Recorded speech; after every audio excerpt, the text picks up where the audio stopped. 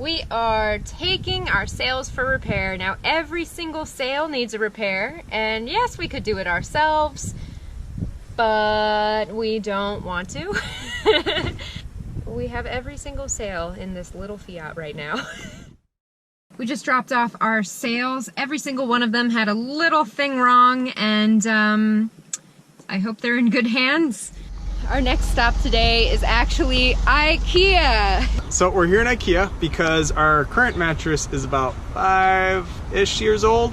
So it's had some time. And then in the crossing, the plug I put in the hose pipe opened and water was gushing in like by the bucket onto the mattress. It's covered in black spots of mildew. It's just not something we want to keep. So we're gonna come here and get another one.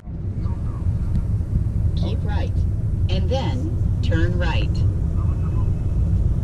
I gotta say, one thing that I miss about the marinas in the US are that every single one had dock carts. There are no dock carts here, and there haven't been. In Portugal, at least. I guess we'll find out about the rest of Europe, although we'll be anchoring most of the time. But man, dock carts would be really helpful in this situation. Oh, there. Yeah. That's our new mattress pad topper thing. Plane trip. We are headed to Venice today to meet my parents and my grandmother who are there. Off we go to Venice. We're flying Ryanair, which allows us to bring one bag. So we're only going for 4 days. We packed really light. Okay, so this has been a whirlwind of an adventure. We got to the airport in time to make our flight, but then the line to get to check in was so long that we missed our flight. That sucks. So there's two issues. The plane was actually overbooked. So by the time we got to the counter, it was full. So we weren't getting on that flight. And sadly, no refunds either. So that sucks. So we're flying now from Porto to Lisbon, and then from Lisbon to Geneva, Switzerland, and then we're gonna rent a car and drive from Switzerland to Venice. So to add to this glorious day, the flight boards in 12 minutes. And when you look at the board to see what gate do you go to, it just says gate info, which means they're going to update it soon, they just haven't updated it yet. So no one actually knows where the plane's gonna come in. But they board in 12 minutes. So we're just, we're struggling, we're getting there, but we're gonna make it. So we're just gonna make our way to Venice, one way or another.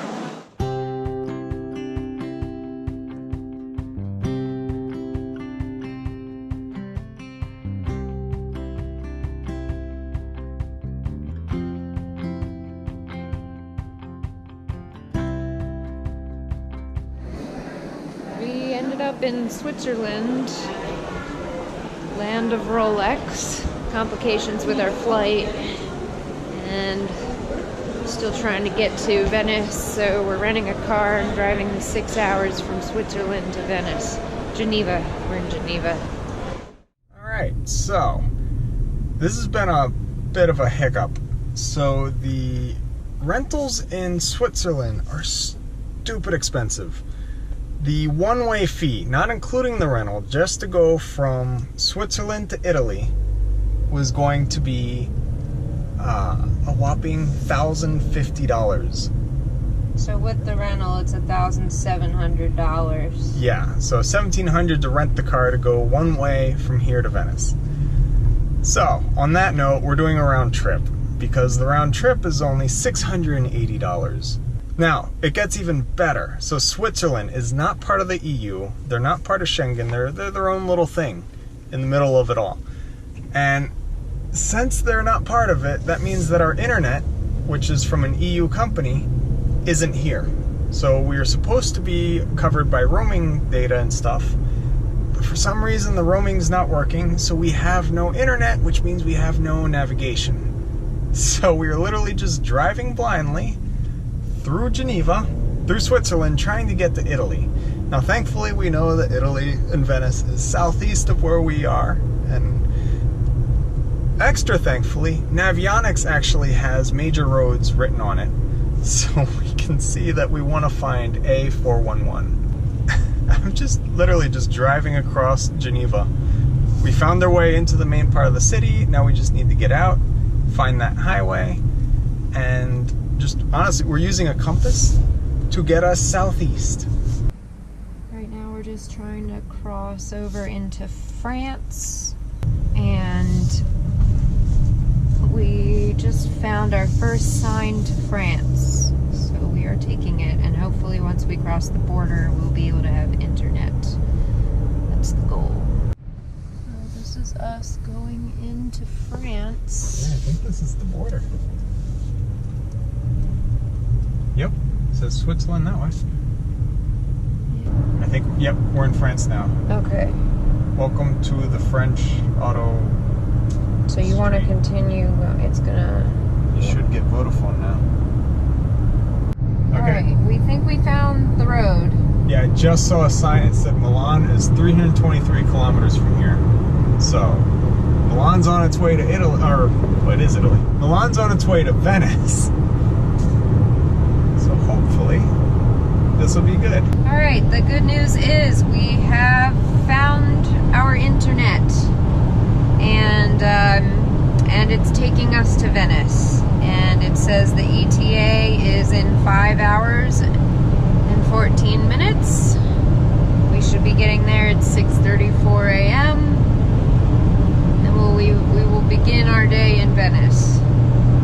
So, I know it sounds insane to, drive from Switzerland to France to Italy, but it's only 340 miles to get to Venice. So it's actually pretty close. I mean, this is like driving up the East Coast.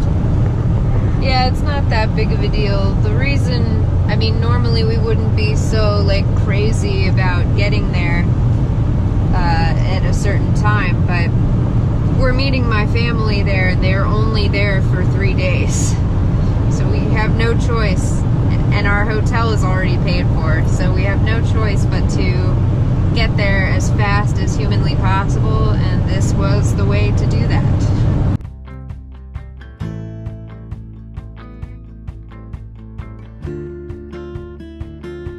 Playing our little game of planes, boats, and automobiles. Done the plane, done the automobile, now it's time for the boat. We're here in Marco Polo Airport, where we got parking for a rate that is 25 euros a day, and now we are going to water taxi straight to the hotel.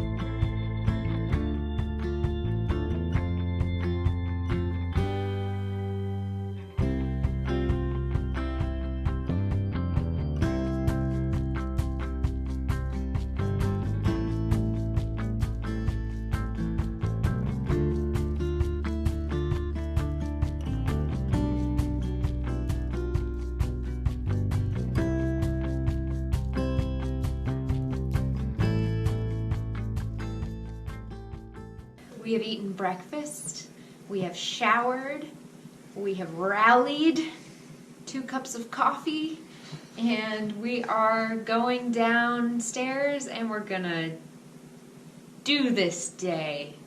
So we're gonna go down and meet my parents. The hotel is gorgeous. It's keeping us going.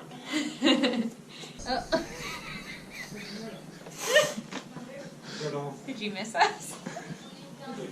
Here we go. Oh, so here's what we're going to do. There you go.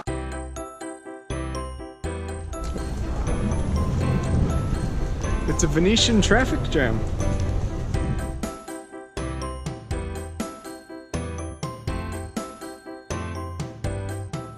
Is this Rialto Bridge? Rialto Bridge. Okay, we're going over the Rialto Bridge in a moment, and it is quite touristy and packed. Well, Wow, we're looking out at the Grand Canal, and it's gorgeous. Perfect weather, perfect sunlight.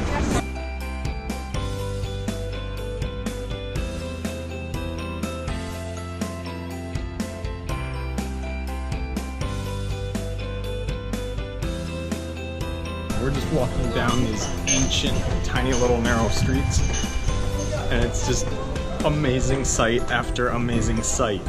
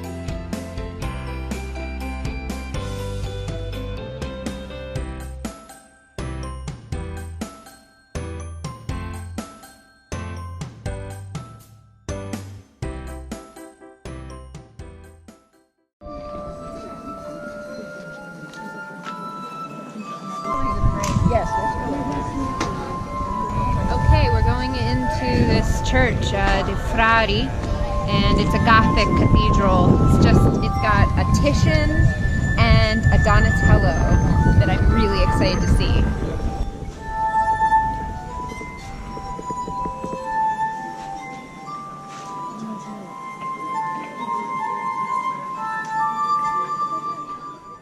Well, when you're in Italy and you come to places like this, there's always going to be something that is being restored under restoration, and the main event of this church is unfortunately under restoration.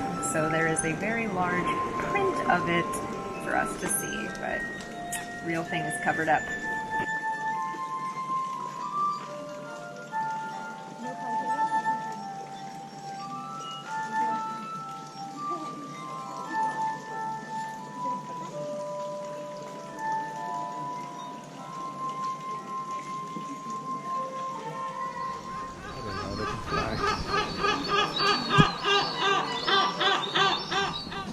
My mom and I have broken off. The men and my grandmother have gone home to take a nap, very understandably, but I'm just riding the high here, and we're going to the Guggenheim, the Peggy Guggenheim Museum, which I've been to once before, and it was brilliant, so I'm excited to see it again.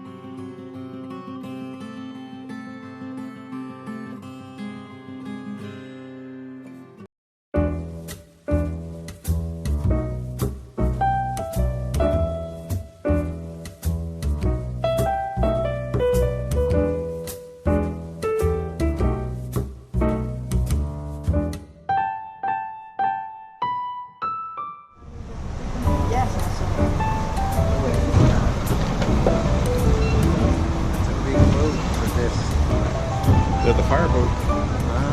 Oh my God. Today we're receiving a tour from a tour guide, and it is changing the way we view the city. It's so worth it, especially for the Biennale, which is, I mean, we would have no idea where to go, so she's really helping us out. She was just telling us how the roofs in Venice used to be out of reed, so they'd burn really easily. So the idea of these chimneys with the kind of a dish shape to them was to get the embers to swirl and go out and cool before they went flying. That way it wouldn't set the city on fire.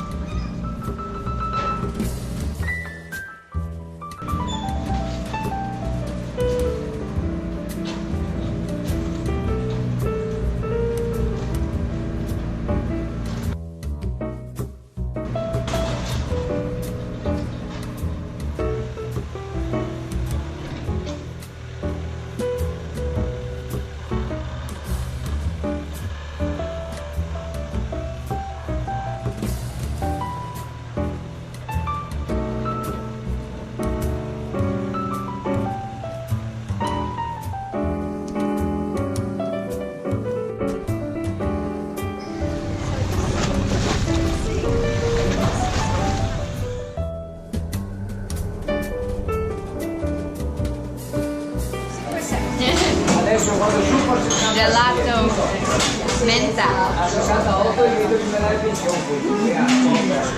Giant cruise ships actually come up this tiny canal to go to the main port of Venice. And a month ago exactly, one of them smashed into the pier. So now there's a bit of a push to stop having those cruise ships come up this way, because I mean, with the boat traffic there isn't really space for any other boats, let alone a giant ship. Gondola repair factory? Yes, apparently. Wow, look at that. You see that?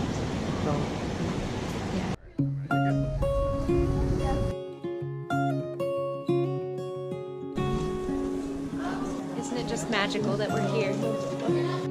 Yeah, these are our appetizers. Oh, bella. Pretty Italian at the moment.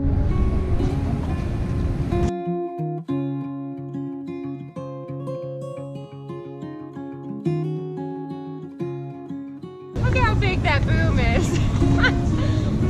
It's like as tall as I am. All the arches. Looking down this highway, how it gets so skinny. Here you can see how much wine was a priority for the residents of this neighborhood. They had the door widened for the wine barrel.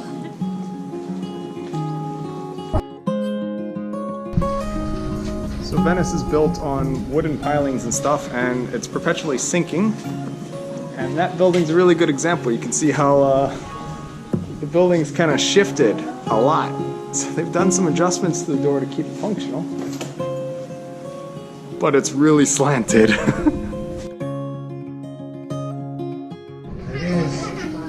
This little bar in this side alley is where Casanova used to bring his lady friends. And it apparently had an access to the back, so he could escape if somebody said that their husband was coming.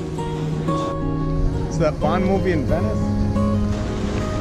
That building is the one that came crashing down at the end.